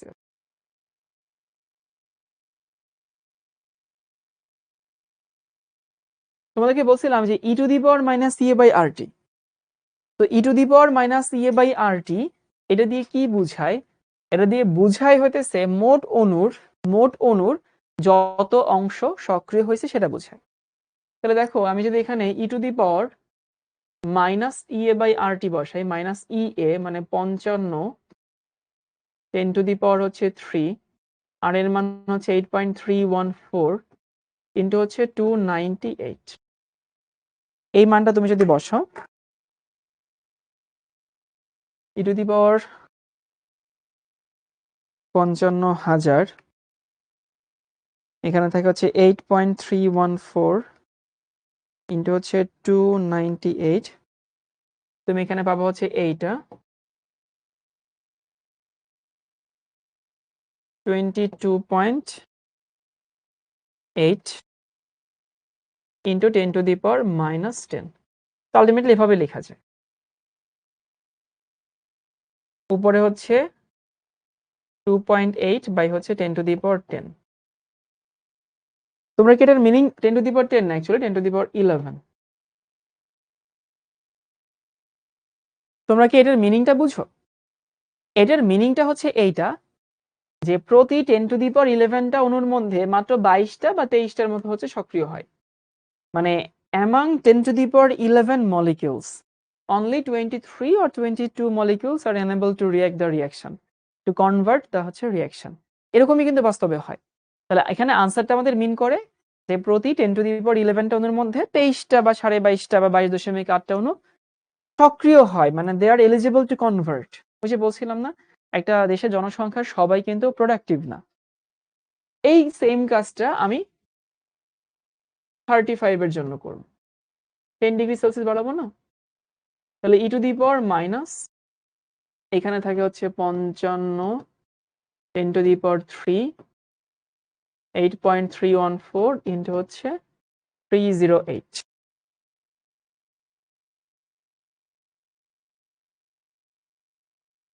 এখানে থাকে হচ্ছে এইটা 46.9 ইন্টু 10⁻⁻11। তাহলে আলটিমেটলি থাকে হচ্ছে 46.9 বাই 10⁻11। দেখো ফিল করা যায়, ওইখানে ছিল 22টা, এখানে 46টা, বা ওখানে 23টা, এখানে 46টা 47টা, অলমোস্ট কি হয়ে গেছে, ডাবল হয়ে গেছে না? So as the number of activated molecules are double, so the reaction rate will obviously be double.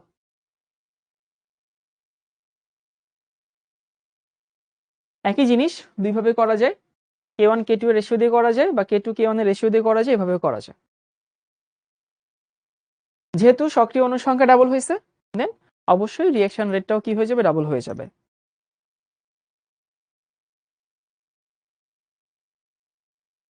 তাহলে আমি যদি পুরো ব্যাপারটাকে সংক্ষেপে রিভিউ করে দেই, তাহলে এরকম দাঁড়াচ্ছে যে আমরা পড়ছি the factor that effects the reaction rate. Factors গুলো কি কি? এটা হয়ে গেছে আমাদের। নাম্বার 1 হচ্ছে বিক্রিয়কের পৃষ্ঠতলের ক্ষেত্রফল, the larger the surface area the greater the reaction rate, এই তো। এবং যে কোনো কিছুকে আমি যখন ভাঙি তখন হচ্ছে সারফেস এরিয়া বাড়বে, যখন স্ম্যাশ করে পাউডার করে দিব surface area will increase by infinite level, এই জন্য গুঁড়া করলে রিঅ্যাকশন রেট বাড়ে। তারপরে আমরা দেখলাম টেম্পারেচার। দেখো টেম্পারেচার বাড়লে কি কি হয়, টেম্পারেচার বাড়লে হবে হচ্ছে সক্রিয় অণুর সংখ্যা বাড়ে। মেহজাবিন বলছে ভাই যদি টেম্পারেচার না নিয়ে অন্য কিছু নিতাম তাহলে কি মান সমান হতো, একটু করে দেখো না সমান হইতো কিনা, বাট নেওয়া উচিত না আর কি, বুঝছো? মানে এই টাইপের প্রশ্ন আসলে তো পরীক্ষায় টেম্পারেচার দেওয়া থাকে, কিন্তু আমি তোমাদেরকে বোঝানোর চেষ্টা করছি যে হোয়াট ইজ কনভেনশন। তোমাকে পরীক্ষায় বললো যে একটি তরল নেওয়া হলো, তুমি পণ্ডিতি করে দুধ নিলা, কেরোসিন নিলা, হবে না। There is a convention when someone calls liquid the mean the water. এই কনভেনশনটা শেখানোর জন্যই হইতেছে তোমাদেরকে এগুলো বলতেছে। আমি স্পেসিফিক তাপমাত্রা নেই। মেহজাবিন আশা করি বুঝতে পারছো আর কি। আফসানা খাতুন বলছে ইয়ের মানটা বুঝলাম না, কিভাবে বের করে? ইয়ের মানটা ক্যালকুলেটর থেকে বের করে। বিশ্বাস করে আফসানা খাতুন ভাইয়া, তোমার যে কোনো বন্ধুর কাছ থেকে এটা শিখে নাও। Calculation is a must. তুমি সায়েন্সের স্টুডেন্ট, তোমাকে ক্যালকুলেশন শিখতে হবে। এবং এখানে এক্সকিউজ দিবা না আমার কোনো ভালো বন্ধু পারে না। ভালো বন্ধু পারে না, ইউটিউবে যাও, ফেসবুকে রিলস দেখো, ইউটিউবে দেখবা হাজার হাজার ক্যালকুলেশন হ্যাকস নিয়ে ভিডিও আছে। এ নাম্বার একটা ভিডিও আছে যে ক্যালকুলেশন হ্যাকস, শিখে নিতে হবে ভাই। কোনো এক্সকিউজ এখন চলবে না। তোমাদের ওই মানে বেবি সিটিং শেষ হয়ে গেছে, যে ভাই গ্রামের স্কুলে পড়ছি, গ্রামের স্যাররা এগুলো শেখায় নেই, বাসায় এরকম বড় কোনো ক্যালকুলেটর ছিল না, আমি প্রথম সায়েন্সের স্টুডেন্ট, সেগুলো কলেজে ভর্তি হওয়ার প্রথম 2 মাসের মধ্যে এক্সকিউজ গুলো এখন আর নাই, ওই সুযোগটা এখন আর নাই। তুমি এখন ছোট নাই, ক্যালকুলেটরে ই এর মান বের করা, লগ এর মান বের করা, এলএন এর মান বের করা, এগুলো খুবই বেসিক ক্যালকুলেশন। না না আমি শেষ করে দেবো তাড়াতাড়ি। তো টেম্পারেচার বাড়ালে রেট বাড়ে, আমরা এটা শিখলাম আর কি। ওকে, তো রেট বাড়ে according to which equation? The Arrhenius equation. তো Arrhenius equation is a equation that builds a relation between temperature and rate constant. Okay, ভালো কথা। তো টেম্পারেচার এন্ড রেট কনস্ট্যান্টের ইকুয়েশন হচ্ছে, তুমি মনে রাখবা এইটা k সমান a into e to the power minus e by rt, তারপরে হইতেছে k ln k সমান ln a minus e by rt। তো ln k মাইনাস টি এর মান 20 আর 30 নিলে হবে না। শাওন ভাইয়া যেহেতু বলছে 25-35 নিতে হবে, তোমার 25-35 নিতে হবে। তোমরা এরকম কেন ভাই? মানে এটা সিম্পল ইস্যু নিয়ে তোমরা কেন পেঁচাইতেছো? কেন তোমরা এই জিনিসটা 20-30 নিলে হবে কিনা, 5-15 নিলে হবে কিনা, কেন বাবা? বলতেছি তো 25-35 নিতে হবে, আবার কেন এটা নিয়ে পেঁচাও? পেঁচানোর যদি জিনিস হয় তাইলে পেঁচাও, তখন ভালো লাগে। বাট এইটা নিয়ে যদি তোমরা পেঁচাইতেই থাকো, তুমি শশা কাটতে গিয়ে যদি সারাদিন কাটায় ফেলো, তুমি ভাত কখন খাবা রে ভাই? ভাত কখন রান্না করবা? পেঁচানোর জিনিসটা পেঁচাও, পেঁচানোর জিনিস যেটা না ওটা নিয়ে পেঁচায় না রে ভাই। ওটা নিয়ে পেঁচাইলে ভালো লাগে না আর কি। ওটা মানে কথা হচ্ছে যে কি বলবো আর তোমাদের।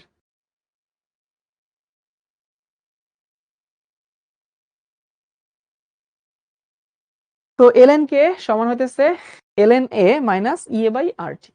ওকে, তো ln a কে সমান ln a minus EA by R T আমরা দেখলাম। ওকে, ভালো কথা। তারপরে হচ্ছে ln না নিয়ে তুমি চাইলে হইতেছে লগ নিতে পারো আর কি। তো লগ তুমি যখন নিবা তখন একটা এক্সট্রা ম্যাথমেটিক্যাল ফ্যাক্টর আসে, সেটা হচ্ছে এইটা যে 2.303 r ইন্টু। মাথায় রেখো, তুমি চাইলে ln ভার্সেস 1/t গ্রাফটা আঁকতে পারো। স্লোপের ইয়াটা হবে ইয়ে মাইনাস ইএ বাই আর, আর এখানে হইতেছে মাইনাস ইএ বাই 2.303 হচ্ছে আর। গেল এটুকু। এরপর আসি হচ্ছে যে তুমি যদি হচ্ছে ওই ইয়াটা প্লট করো, স্লোপটা প্লট করো, তাহলে হইতেছে আমরা দেখলাম যে হইতেছে মাইনাস 100 কেলভিন। ইউনিটটা খেয়াল করো, জুল পার মোলে আসে। তারপরে আমরা দেখলাম যে হচ্ছে দুইটা ভিন্ন, আমি যদি হচ্ছে টেম্পারেচার নেই, সেই দুইটা ভিন্ন টেম্পারেচারে দুইটা ভিন্ন রেট কনস্ট্যান্ট আসে। তো সেই রেট কনস্ট্যান্টের সাথে দুইটা ভিন্ন টেম্পারেচারের সম্পর্ক, এটা মুখস্থ করতে হবে। ln আর লগটা আসলে একদম একই জিনিস, খালি এখানে আর এর জায়গায় একটা 2.303 আসে। তারপরে আমরা ম্যাথ করলাম। আর মনে রাখবা E to the power minus EA by RT, এটা দিয়ে বোঝায় মোট অণুর যে ভগ্নাংশ সক্রিয় হয়েছে। ওকে, তো আমি তোমাদের দুইটা অল্টারনেট নিয়ম দিয়ে দেখাইলাম। একটা হচ্ছে k1 বা k2 k1 এর রেশিও দিয়ে, আরেকটা হচ্ছে তোমার সক্রিয় অণুর সংখ্যা বের করে। আমরা আগামী ক্লাসে তোমাদের আসলে আজকের ক্লাসটা হচ্ছে এটা হওয়ার কথা ছিল, বিক্রিয়ার ক্রম পড়ানোর কথা ছিল, বুঝছো? তো ফ্যাক্ট হচ্ছে বিক্রিয়ার ক্রম আজকে পড়াতে পারবো না। আজকে এইটুকু হচ্ছে আমরা থাকছি, আর আগাবো না। তো তোমাদের আজকে পড়া হইলো হচ্ছে বিক্রিয়ার হারে প্রভাব বিস্তার করে নিয়ামক। বিক্রিয়ার ক্রম আজকে হইলো না আর কি, বিক্রিয়ার ক্রমটা হয়নি। আর্হেনিয়াস সমীকরণটা পড়ানো হয়েছে। অনেক স্লো আগাচ্ছি, তো এই জন্য আমাদের যে প্রেডিক্টেড ক্লাস, সেই ক্লাস অনুযায়ী আমরা কন্টেন্ট আসলে ডেলিভার করতে পারছি না। আর এর মধ্যে আবার তোমরা যদি ওই 25-35 এর জায়গায় 0-10 নিলে হবে কিনা, হবে যদি ওরা প্রশ্নে দিয়ে দেয় তাহলে তো হবে, না দিয়ে দেওয়া থাকলে তুমি 25-35 নিবা, দ্যাটস কনভেনশন।